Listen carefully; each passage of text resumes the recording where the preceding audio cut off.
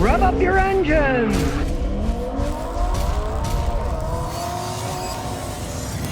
Okay, Honda makes great engines. Well, why is this 2017 Accord burning oil? Didn't when it was new. They followed everything they're supposed to do changing the oil, but as far as I'm concerned, the directions were wrong. The first 40,000 miles, they changed the oil every 10,000 miles because that's what they were told to do.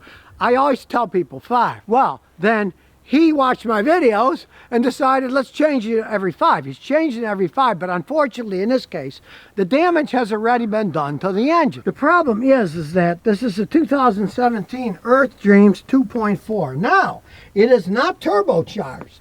It just has the GDI fuel injection system. It is not turbocharged. And it burns about a quart of oil every 1,200 miles. Believe me, if this baby had been turbocharged, it'd be burning a lot more oil than that. We're gonna show you what's happened to this engine. It was a design flaw of these things. If you let the oil go too long, it got dirty and it wore the engine. So we're going to take plastic top off and we're going to take the spark plugs out and do a wet and dry compression test of the engine. Just need a 10mm wrench. We'll take the little plastic cover off. No one knows why they got to keep putting these things on. There we go. Now we're getting to the ignition coils.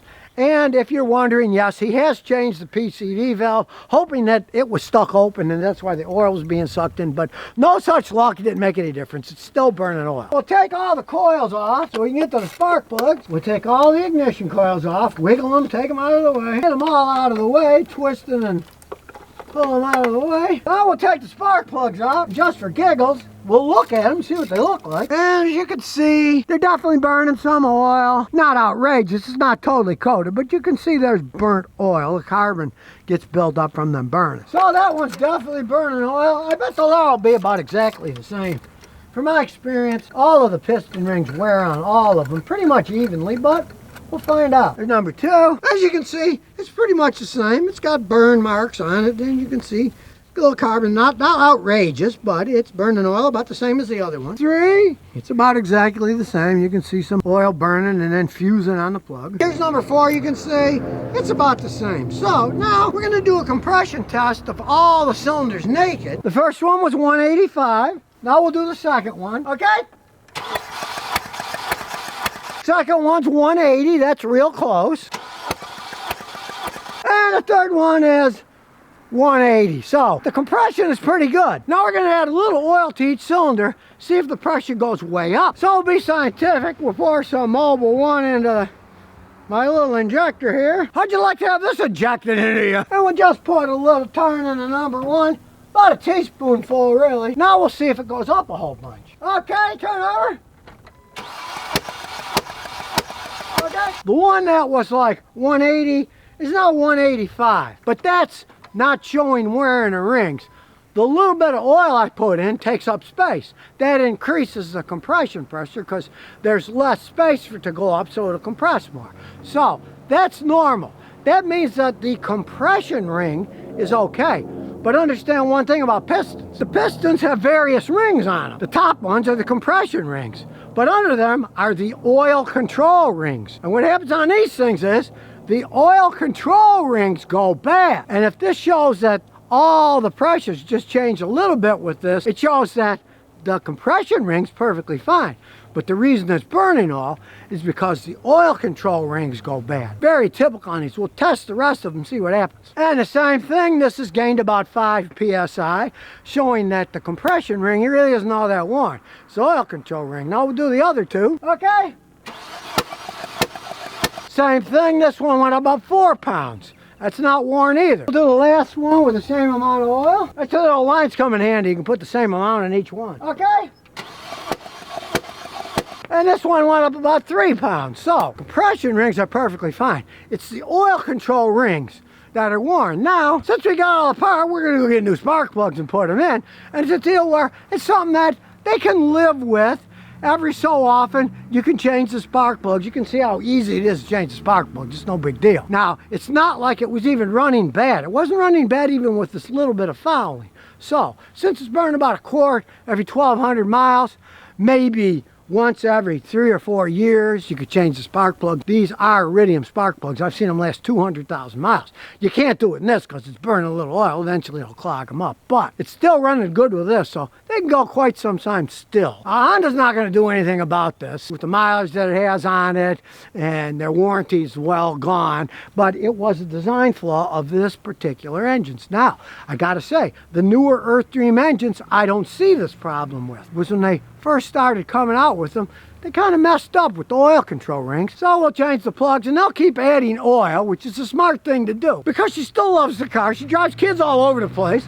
It gets good gas mileage, and it runs fine. It's just that they got to remember every 1,200 miles or so to add a quart of oil. Nice shiny new spark plugs. You'll notice they already have a nice plating on them. Don't put anti-seize or anything on them. They're fine the way they are. So we'll put them all in, button it up, put the coils back on. It all snaps in place. The beauty cover back on. One always wonders why they put these things on, but I guess it's so they can put the Earth-Dream's name on it. They serve absolutely no purpose other than making it a bigger pain to work on the car. And look, it's bolted down like Fort Knox. Like, what's going to happen to this thing? It doesn't make much sense. Of course, if it didn't have a cover on, it wouldn't rattle in the first place. Look, it's smoking like mad. Look at that smoke. It's really not burning all that much oil. That's because we put a little oil in the cylinders to do the compression test. And guess what? Now it's got to burn that oil and throw it back. You're going to see that after you do a wet compression test. That's normal. You can see the engine itself. It's running perfectly fine. Now you can see this thing got 84,000 miles on it. Still runs like a top. It's a nice looking interior, black and chrome. Nice backup camera, even though the sun's in here. There, now we're blocking it. Now it isn't a turbo, it's just a 2.4 liter engine, but it is a Honda. So let's see what this thing can do. Here we go.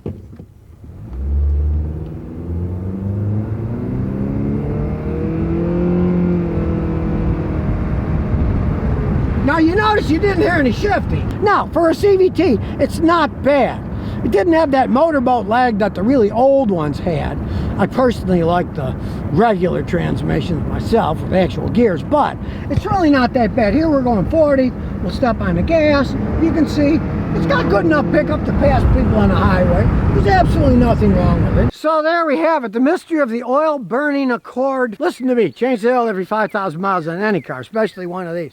But it is the oil control rings, not the compression rings. It still runs like a clock. Gets good gas mileage. The PCV valve didn't help it. Why? I knew it wouldn't help it, but it's so cheap and easy to change. Always try it, but it still runs good. It's got a lot of life left in it.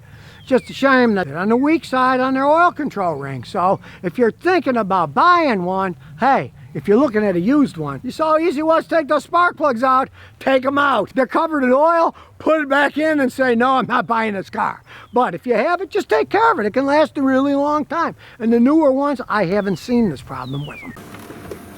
And here's some bonus questions and answers. Aaron Armand says, Scotty, how much should I pay a mechanic to check a pre-owned car? Well, I do it for free. I make a video out to help all you guys out, to show you how to check it out, show you what problems certain cars have, which ones are good, which ones are bad, right? So, yeah, I like helping everybody out. Now, it really depends on what the mechanic's going to do. Generally, a flat fee, I used to charge people ages ago $65. Well, that's way in the past. Things are more.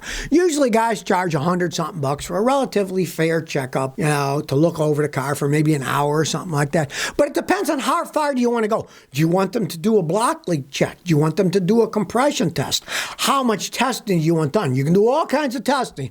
Or you want just a generic stick the computer in and then analyze the thing, look at it, drive it around, and then after about an hour decide, yes, is it good or no, it's bad. Most guys charge 100-something bucks to do that. But, you know, it depends how far you want to analyze the thing. Holden 1856 says, good day from Australia. What are your thoughts on the Chevy SS Holden Commodore? Oh, those are screaming vehicles, man. They don't make any of them anymore. The Holden stopped building cars years ago in Australia, too.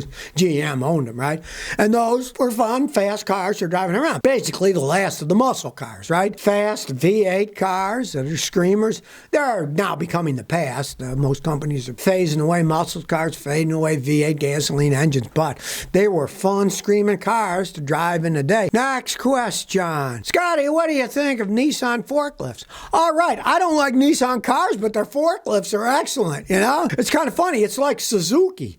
Suzuki makes absolute screaming racing motorcycles and motorcycles that people drive every day, right? But their cars are rolling piles of crap. Kind of like with Nissan. They make pretty good forklifts, but their cars, of course, the forklifts have so much simpler technology in them than the cars do. That's part of it. You know, I mean, Toyota makes great forklifts too, but they also make great cars. Not the same for Nissan, but if I was going to buy a forklift, hey, if I saw a good deal on a Nissan forklift, yeah, I'd buy one.